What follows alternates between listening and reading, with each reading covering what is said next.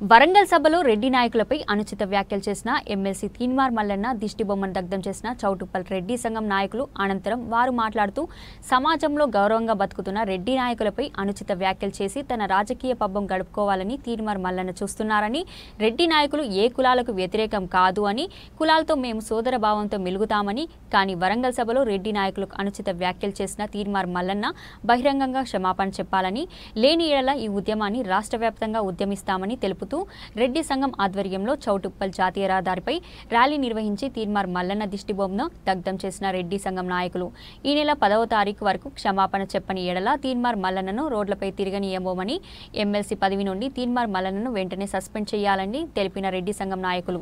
తీన్మార్ మల్లన్న ఒక ఎమ్మెల్సీ పదవిలో ఉండి కూడా మరి ఇక్కడ రెడ్డి కులాన్ని, ప్రత్యేకంగా రెడ్డి కులాన్ని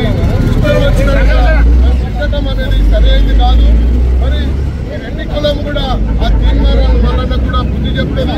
ఎమ్మెడే ఈ తీన్మార్ మల్లన్న ఎమ్మెల్సీ పదవిని ఎమ్మెడే సస్పెండ్ చేయాలి.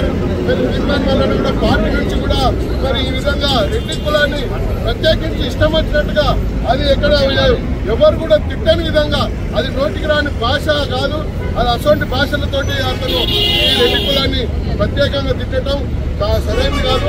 ఈ రెడ్డి కులస్తులు అన్ని కులాలను కలుపుకొని పోతారు, ఎవరికి కులాలకు అతీతంగా ఉంటారు. ఈ రెడ్డి కులస్తులు ఎవరిని కూడా దూషించేది ఉండదు, అందరిని కలుపుకునే రెడ్డి కులము. మరి ఈ తీన్మార్ మల్లన్నకు ఏం పుట్టిందో, ఏం రోగం వచ్చిందో, మరి ఏం సాగుకాలం వచ్చిందో కానీ మరి అనుచిత వ్యాఖ్యలు చేసి ఈ రెడ్డి కులాన్ని తిట్టడం మాత్రం సరైనది కాదు. మేము మాకు క్షమాపణ చెప్పేంత వరకు కూడా ఈ నిరసనలు కొనసాగుతాయి. ఎక్కడికి వచ్చినా కూడా ఈ రెడ్డి కులస్తులు ఆయనను అడ్డుకోవడం తప్పదు. ఈ రాష్ట్రవ్యాప్తంగా కూడా ఈ కులం ముందుకెళ్లి అతన్ని మాత్రం తీవ్రంగా ఖండిస్తా ఉన్న ఈ వ్యాఖ్యలు. ముఖ్య ఉద్దేశం రెడ్డి సమాజాన్ని ఉద్దేశించి తీన్మార్ మల్లన్న అలియాస్ చింతపండు నవీను ఎమ్మెల్సీ గారు మొన్న 2వ తారీఖు నాడు వరంగల్ సభలో రెడ్డి సమాజాన్ని కించపరుస్తూ అనిశ్చిత వ్యాఖ్యలు చేయడం జరిగింది. అందుకు నిరసనగా ఈరోజు చౌటుప్పల్ మండల కేంద్రంలో దిష్టిబొమ్మ దాన కార్యక్రమం చేపట్టడం జరిగింది.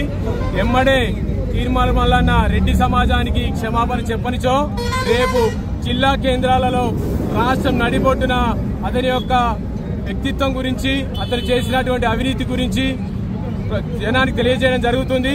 అందుకోసం తీన్మార్ మల్లన్న వెంబడే రెడ్డి సమాజానికి క్షమాపణ చెప్పాలి, లేనిచో ఈ సమాజంలో తిరగనీయకుండా చేస్తామని రెడ్డి సమాజం తరఫున తెలియజేస్తున్నాం.